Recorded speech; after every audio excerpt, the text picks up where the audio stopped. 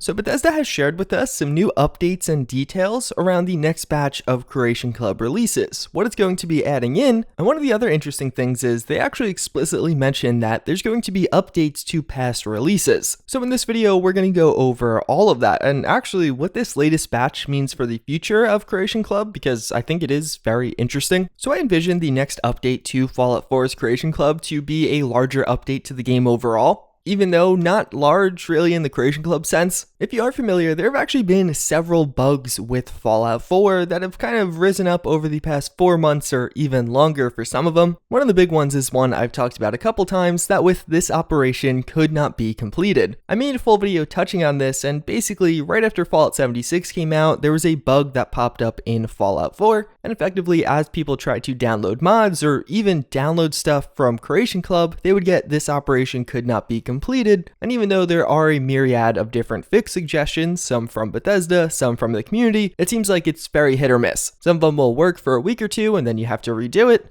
and other people report not having any of them work at all and they just kind of gave up. It's reached the point now where as I'm reading some of the various Fallout forums, every few days or a couple times a week you'll just see a post about this, like, hey, I came back to the game and all of a sudden I can't download mods anymore. What's going on? So 18 days ago, we got an official post on this from Bethesda saying they are aware of it and working on a fix. Prior to this, they did acknowledge its existence as comments on other threads, but this is the first full-on post I've seen. With this latest Creation Club tease, it's not explicitly confirmed that it's coming, but you just have to imagine as they bring one update to the game, they're going to really try to have that other update that a lot of people have been waiting on also shipping. So the first new creation we are getting is going to be the heavy incinerator. This is one that you guys probably remember. It was originally introduced back in Broken Steel, but then was featured in Fallout New Vegas. It's described as being developed for the Enclave's Hellfire troopers and claimed by the Forge. The heavy incinerator is perfect for any pyromaniac looking for a little extra range and to inflict massive damage. I'm sure most of you guys do remember this one, but it is unique. It's not really akin to a lot of the other flamethrowers we do see in Fallout 4, because in this, it's actually shooting a projectile, a little flaming ball that does hit enemies and of course set them on fire. And also from the description of this one, it is interesting as they are tying it in with the Forged in Fallout 4, so likely it won't be an Enclave backstory, but actually the Forged got it somehow, maybe they got it from the Enclave, and it'll probably take place at Saugus Ironworks. And maybe it's just me, but does anyone else feel like actually seeing this thing in the first-person view, it just doesn't look the best? It doesn't look horrible, but it certainly doesn't look up to par with some of the other heavy weapons you could find in Fallout 4. This is one creation that we seemingly knew about, which will be relevant in a second. The Heavy Flamer listing has been in the Fallout 4.ccc file, which lists basically all of the creations for quite a while now, and I assume that's going to correspond to this. Outside of that, we also do have Shroud Manor, and this one is pretty interesting. It's going to be a new player home, described as Shroud Manor was once owned by Louis Trevizzani, the foremost collector of Silver Shroud memorabilia, and by some accounts a ruthless crime boss. Yet whatever his motivations, the proof lies inside the walls of his sprawling mansion. Only there will you find the truth behind the shroud of lies and mystery. All told, Shroud Manor is a fully customizable home that adds in newly textured outfit, weapon, and over a dozen workshop items. This one is also actually pretty interesting because I'm quite curious to see if Bethesda actually expands the lore of the Silver Shroud with this new house. Obviously, the two are very closely related, and I feel like it would just be a really nice nod if they have a few notes or a terminal entry or two that actually gives you a bit more backstory on the Silver Shroud. At the same time, that definitely will be kind of a shaky ground. A lot of people really love the Silver Shroud questline, and if they do things wrong, I could see people being upset. I assume this is the custom weapon they refer to in the description, and it looks cool, but also for a lot of you probably looks pretty familiar. It's basically the Deliverer without the silencer attached and some other modifications. So again, it is a nice addition, a nice gesture to include this, but it doesn't really seem like it's all that custom. The Deliverer, of course, being a weapon that you already have in Fallout 4 by default. So that player home certainly could be interesting. I think we'll really have to see if it has any story or backstory really, and alternatively what new workshop items are added. If these are the outfits they reference, that's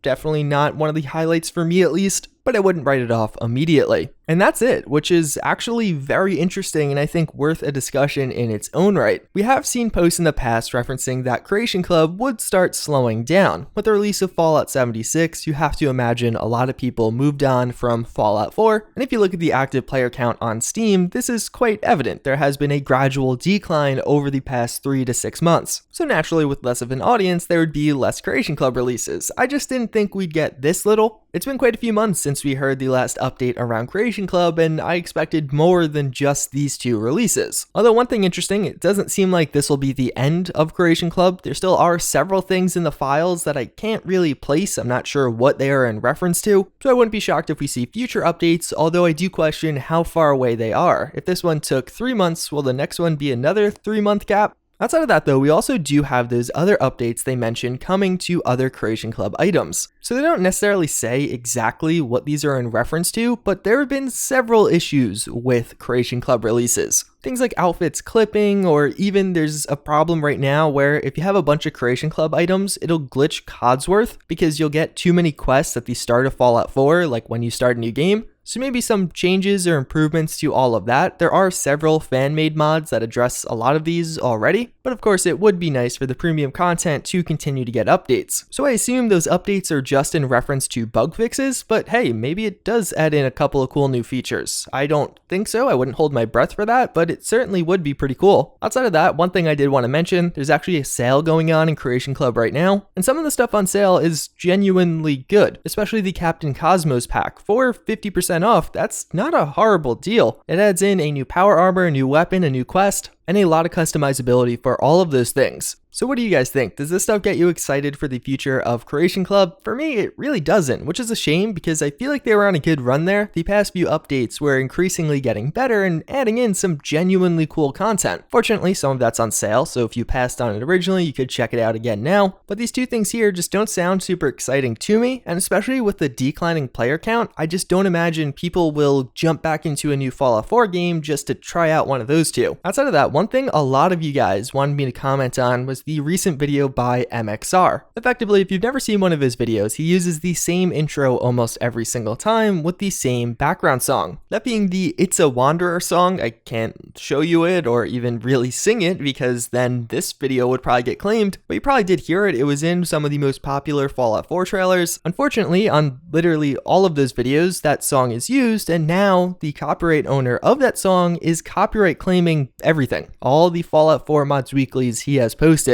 As he mentions in his video, it's a copyright claim, and I've had these happen to me myself. Basically, with a copyright claim, the person will claim the revenue for the entire video. So it's like, oh, you're using 10 seconds of my song? Well, that full 15-minute video's revenue is now mine. So naturally, that's pretty unfortunate. I know a lot of people wanted me to talk about this. I'm not really sure what you wanted to hear. It sucks. I wish it wasn't happening, but there's not much I could do outside of just raise some awareness around the situation. Give MXR support if you'd like to. I will have a link to his channel down below. With all that being said though, as always again, I thank you all for watching. I hope you enjoyed this video, found it informative, but with that, I hope to see you all next time. Later.